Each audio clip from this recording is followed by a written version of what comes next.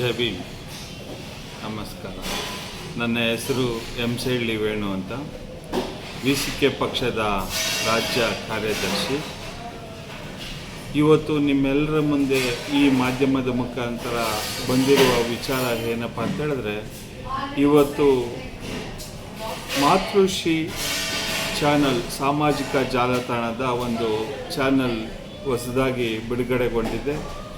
ಈ ಒಂದು ಚಾನಲ್ನವರು ಸಾಮಾಜಿಕವಾಗಿ ಎಲ್ಲ ಜನರ ಪರವಾಗಿ ಧ್ವನಿಯಾಗಿ ಇವತ್ತು ಜನರ ಸಂಕಷ್ಟಗಳಿಗೆ ಮತ್ತು ಜನರ ಮೇಲೆ ನಡೀತಾ ಇರ್ತಕ್ಕಂಥ ಅನ್ಯಾಯಗಳ ವಿರುದ್ಧ ಒಂದು ಧ್ವನಿಯಾಗಿ ಈ ಚಾನಲ್ನವರು ಕೆಲಸ ಮಾಡಲಿಕ್ಕೆ ಮುಂದಾಗಿದ್ದಾರೆ.